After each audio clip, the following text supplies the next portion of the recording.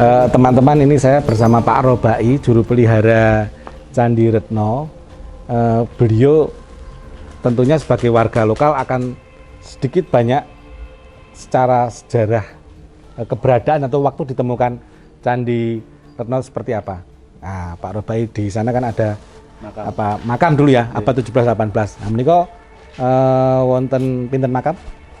4 makam. Ada 4 makam dulu ya. Tapi yang itu kan sudah dipindah di makam umum. Oh iya iya. Tapi yang tetap di situ tidak mau dipindah. Oh, tidak mau dipindah. Tapi kan ziarah kan banyak yang sini terbang jauh-jauh. Oh iya, tidak mau itu karena apa? Drop. Dulu awal mula yang di tempat ini. Oh, ada. Belum ada ya.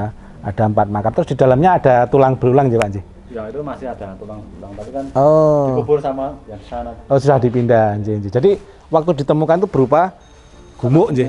Gumuk. Cuma kelihatan yang itu, yang Yoni. Oh, Yoni kelihatan di atas. Iya. Oh. Yoni kan di sini ada 9 titik.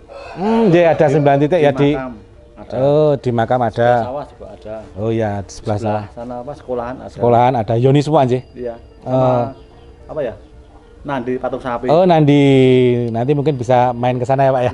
Iya. Kan udah putus kepalanya. Oh, sudah putus, tinggal badannya aja, Ji. Kalau waktu itu gumuk, kemudian ada Yoni ini terpendam atau ada di atasnya, Pak, waktu itu? Ini ada lingga Yoni. Oh, ada lingganya juga? Tapi lingganya udah hilang. Oh, oke. Lingganya. Padahal harusnya kan Yoni dan lingga itu di dalam bilik badan candi ya. Iya. Kemudian waktu itu setelah ditemukan Yoni, teman-teman atau penduduk desa sini lapor ke aparat. Dulu awal ya menemukan dari UGM arkeolog. Oh, teman-teman UGM ya. Tahun 70-an ya, 70-an. Dulu ya orang bapak saya. Udah tua, harus ada pengganti ya. Saya ditunjuk. Oh, jadi era bapak itu teman-teman arkeolog UGM ke sini kemudian mengeksplorasi, J. Ditemukan Yoni dan lingga. Iya. Yoni dan lingga kemudian diekskavasi. Iya. Oh, ngaten. Ekskavasinya itu sampai tahun pinten? Dari tahun 70 selesai tahun berapa? 5 tahun. Oh, 5 tahun. Jadi sekitar 80-an, J. 80-an sudah ditata seperti ini. Kalau dulu sini Tegal, Pak, kebon. Iya, Tegal. Alas tuh sini sebelumnya. Alas, alas semua, J. Kalau dari cerita-cerita penduduk setempat, ada mitologi, ada cerita, ada mitos tentang candi sini? Belum pernah kita kayak itu. Belum pernah, J. Oh. Cuman ada satu makam yang memang tidak kerso dipindah ya. Karena beliau berada di sini. Kalau di catatan itu kan makam ini abad 17-18, artinya era-era awal kebangkitan Mataram Islam lah, Yogyakarta gitu. Ada pernah dari pihak keraton atau apa yang ke sini waktu itu? Belum pernah. Kalau selama saya belum pernah. Oh, belum. Tapi artinya cuma orang kantor yang sini toh. Oh, J. 1 bulan sekali kan. Oh, 1 bulan sekali masih diadakan perawatan. Ini kan sekarang ikut BPCB lah. J, ikut BPCB. BPK Wilayah 10 sekarang. BPK Wilayah 10. Ya. Jadi kalau Yoni ini dulu di atasnya puntuk, di atasnya apa, Pak? Gumuk. Yoni di sini, Yoni ya. Oh, di sini memang. Memang sini. Oh. Ini dulu kan lubang tuh ini. J, biasanya ada lingganya. Iya. Sayang lingganya hilang ini pemirsa. Harusnya itu ada lingganya. Masih cukup komplit, cuman sayang ini cerat yang sebelah sini Pecah, J. Iya. Ini kan ukirannya naga harusnya. Ini bentuk macan ya? Oh, harimau. Harimau. Oh, maaf teman-teman, ternyata ini memang agak beda. Kepala harimau ini. Jadi ceratnya itu bukan cerat naga, teman-teman. Ya, harimau. Ini kemungkinan besar ceratnya itu wujud harimau. Ini berbeda sekali dengan apa? Yoni di tempat lain ya, Pak ya. Tempat lain kan biasanya naga, terus Garuda atau bulus gitu ya. Tapi ini yang membedakan di sini ini, saya juga tadi kok naga kok kepalanya pendek, ternyata ini harimau kemungkinan besar. Harimau nggak, Pak? Iya. Memang harimau, ini agak unik. Satu-satunya yang pernah saya temui Yoni bercerat harimau. Jadi yang wajah sebelah sana sudah pecah, tapi ini cukup unik sekali dan cukup detail ini. Makanya tadi kok kalau naga kok pendek, biasanya kan agak maju nggih. Iya. Biasanya agak maju, tapi harimau. Kalau itu lebih besar Pak posisinya. Oh, nggih. Kalau kan posisinya terbalik. Oh. Bisa ke sana kalau. Oh, nggih. Yoni yang di sebelah sana nggih. Kalau nandinya sebelah sana. Oh. Jadi memang kalau dari keterangan dari Bapak Juru Pelihara ini benar-benar satu kawasan. Dulu kawasan era Mataram Hindu atau Medang atau era klasik itu benar-benar satu kawasan karena ditemukan Yoni di makam, kemudian Nandi ya. Artinya kalau ada Nandi juga ada candinya harusnya. Apakah itu dari sini kemudian dibawa ke sana atau di sana juga ada situsnya, itu kita belum tahu ya Pak ya. Ini kalau misalnya digali masih luas. Masih luas. Ini ada pondasi itu ini. Nggih. Ini masih ada pondasi ya? Iya, sampai perapatan sana itu. Oh, oke. Ini kalau dilihat existingnya teman-teman ini masih ada pondasi. Ini juga pondasi nih, sepertinya ini pondasi juga. Iya. Itu masih ada. Ya, sampai ujung perempatan sana. Artinya memang ini satu komplek yang cukup besar gitu. Jadi kalau sawah itu kalau digali mungkin ya sekitar 1 meter pasti ada susunan. Oh ya. Jadi di areal persawahan itu kalau kita gali masih ada situs ya Pak Robai ya. Tapi kan tanah warga. Gitu. Tanah warga, betul. Kalau sini dulu tanah milik. Dulu ini mbah saya. Oh, punya kagungan mbah gitu ya. Mbah digali yuk, bapaknya ngerawat. Oh. Mbah saya pengganti sini. Siap. Ini kan unik sekali Pak karena antefik itu hiasan-hiasan yang pelipit atas candi itu masih masih utuh dan dicetak kan, karena ini kan berbahan bata ya, jadi tanah liat gitu. Dan tentunya tanah liat juga asli sini toh ya. Asli. Nah, ini luar biasa nih di abad-abad ke-89 peradaban di desa Setan ya, dusun Setan ya. Dusun Setan Diretno. Oh iya. Bandungan Dukuh ini. Kalau Setan sebelah sana. Oh, Setan yang sebelah sana, nggih.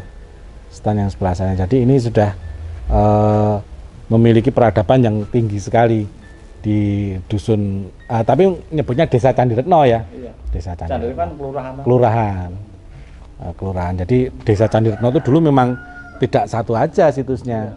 Jadi kalau kita lihat di sana existingnya masih banyak. Ada Nandi di dekat SD. Iya, makam itu. Itu ada bulus satu depan musola. Bulus ya. Iya. Artinya ini komplek berdekatan ya. Iya. Tidak terlalu jauh ya. Ini masih ada bulus, biasanya kan bulus juga jadi satu sama Yoni, biasanya sama Yoni, dia menyangga di tengah. Itu kan kalau dari cerita Samudra Mantana itu kan yang menjadi jelmaan Dewa Wisnu, je. Seperti itu kalau kita dalam satu cerita itu Ukupa, namanya Ukupa. Bulus Ukupa itu yang kendaraan Dewa Wisnu atau jelmaan Dewa Wisnu. Nah, candi ini ada pernah cerita-cerita masyarakat sini belum pernah menemukan sesuatu? Dulu ada Pak Supangat itu belakang Pak Ude itu kan nemu arca. Dari tahun ke-8 ya? Lama saya belum lahir. Oh, ada arca. Kecil-kecil tapi banyak satu apa ya? Oh. Tapi kan saya beliau udah meninggal. Oh, terus diserahkan ke pemerintah juga waktu itu? Enggak, dulu waktu itu katanya kan dijual. Terus karena kasus polisi ya penjara. Oh, warga sini. Iya, karena memang kalau nemu kan nggak boleh dijual. Nggak boleh. Kan iya, jadi pemirsa memang kalau kita menemukan artefak tidak boleh dijual, gitu Pak? Boleh. Nggak boleh. Lebih baik dilaporkan. Iya, karena kasusnya nemu dijual akhirnya berurusan dengan polisi. Nah, itu pemirsa channel Pitutur Mbah Kakung, kita dari channel Pitutur Mbah Kakung ini Pak Robai. Jadi informasi dari Pak Robai ini temuan arca sayangnya waktu itu langsung dijual karena mungkin tidak tahu aturannya. Jadi zaman itu kan nggak tahu. Ya, daerah-daerah itu nggak tahu ya. Daerah-daerah tanah diamankan dulu. Kantor atau gimana kan? Sekarang banyak komunitas batu candi kan? Iya, sekarang banyak sekali di Magelang, banyak sekali. Kami juga bagian dari komunitas pecinta sejarah juga. Intinya kita ingin membangkitkan lagi bahwa nenek moyang kita, leluhur kita itu sudah memiliki satu peradaban yang tinggi. Itu yang harus kita kembalikan biar generasi muda itu Pak Robai cinta terhadap warisan leluhur, juga bangga menjadi bagian dari penerus leluhur. Itu kita harus bisa mengembalikan semangat, spirit apa yang sudah dilakukan oleh leluhur kita.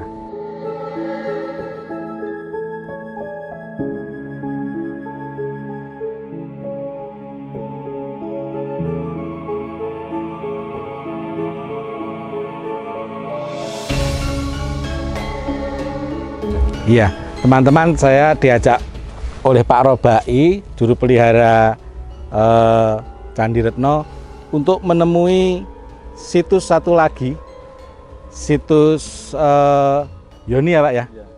Yoni di tengah pemakaman. Jadi ini tentunya dulu candi, kita masih bisa lihat batuan candinya dijadikan bentuk makam dan ini sebagian masih dikumpulkan. Namun sayangnya ini candi atau situs ini tidak terawat ya Pak J. Ini dibalik lagi. Yoninya ini terbalik. Tapi teman-teman bisa lihat ini yang saya sampaikan tadi. Biasanya itu Yoni itu kebanyakan naga. Ini kurang lebih ini ukirannya naga, cuman sudah sangat aus sekali. Karena ini juga sama seumuran ya dari abad 8-9 lah. Namun ini lebih besar ukurannya Pak ya? Iya. Ini mungkin 1,5 ada ya, 1,5 meter J. 125 cm. Jadi ini 125 cm J. Ini lebih besar. Namun nggak tahu ya Pak, kok kenapa dibalik, ada ceritanya Pak? Dari dulu memang kayak gini. Oh, Dari awal. dari awal. Memang kayak gini. Tapi ini memang sudah ditemukan dalam kondisi terbalik dan sudah dengan susunan batu seperti ini Pak J. Oh gitu teman-teman. Jadi ini di bawah lubangnya yang tadi di sana tuh. J. Lubang. J, ini lubang airnya J, yang biasanya untuk petirtaan. Kemudian biasanya ada lingganya. Kalau di sana tadi lingganya hilang ya Pak ya? Iya. Nggak tahu hilang. Mana nggak tahu. Oh nggak tahu. Tapi pas ditemukan ada ya, Ada. lengkap ya. Iya. Jadi itu tadinya pemirsa teman-teman Pitutur Mbah Kakung di situs yang Candi Retno yang satu tadi lengkap sebenarnya, cuman tiba-tiba hilang atau karena apa hilang ya Pak ya. Lingga Yoninya masih lengkap, itu yang agak jarang. Biasanya hanya ketemu lingga aja Pak Yoni aja. Nah di sini Yoninya ini bagus sekali sebenarnya, ini ukirannya masih bagus, sayang aus ya. Kemungkinan ini naga biasanya. Terus karena tidak terawat ya terbalik, entah karena apa terbalik. Kemudian batuan candi penyusulnya ini digunakan oleh masyarakat sebagai pemakaman. Kemudian pemakaman. Kalau dari teman-teman arkeologi pernah ke sini Pak? Atau teman BPJ? Ada. Pernah. Dulu hampir tiap apa ya? Tiap bulan. J. Sama yang nemu sama kan dapat nikah, J. dapat cucu. Satu bis sini. Oh, oke. Habis sini ke Pucang beli souvenir. Oh. Saya lihat ini penemuan dulu waktu masih ngapa? Oh, waktu Kuliah. masih kuliah. Iya. Waktu masih kuliah. Jadi ternyata teman-teman dari UGM ya jurusan arkeologi itu udah kesini, tentunya udah ngecek. Ini Yoni yang cukup besar ini, bahkan besar daripada yang di candi satunya. Ini struktur batanya masih kelihatan, bata sama yang di sana, bata-bata lama, bata-bata yang lebih dari 15 J, ini kuno sekali ini. Jadi ini adalah struktur penyusun candi yang menyusun candi satunya, candi Retno 1, candi Retno 2 lah. Ini candi Retno 2 ini dulu juga candi, namun demikian belum sempat diekskavasi atau direkonstruksinya Pak J. Kalau teman-teman Yoninya segini, candinya tentunya lebih besar lagi dong. Ini candinya akan lebih besar. Sana itu kalau nggak salah ukuran dari catatan kami 11,70 meter J. Di sini mungkin ya lebih luas lagi lah kalau diadakan penggalian. Jadi itu memang kekayaan situs di komplek Candi Retno atau kawasan Candi Retno. Tidak hanya sini aja, masih ada lagi ya Pak ya.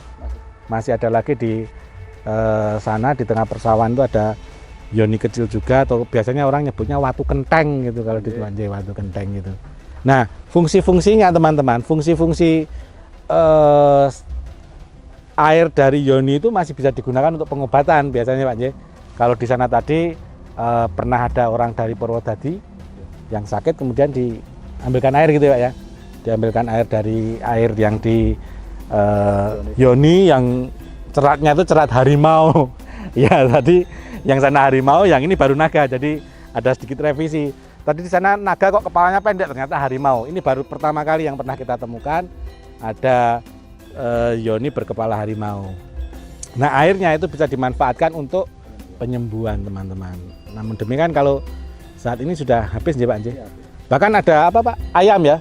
Ayam kalau bertengger di atas Yoni kemudian minum airnya, kalau dibuat sabung menang Pak ya. Tak terkalahkan teman-teman. Itu bukan hanya sekedar mitos tapi terjadi. Kalau kita lihat existing di sini karena memang tanah yang datar, rata, flat. Seandainya ini dulu satu kawasan pemukiman kuno ya, era Medang gitu, abad 89 ya sangat memungkinkan karena air juga mudah ya sini Pak ya. Air mudah, persawahan bagus gitu. Semuanya bagus dan orientasinya semua ke timur, artinya secara ini sudah sangat tepat sekali, secara orientasi ruang sudah sangat tepat sekali. Gitu ya Pak ya, mungkin kita bisa lanjut ke situs berikutnya. Mari teman-teman kita lanjut ke situs berikutnya.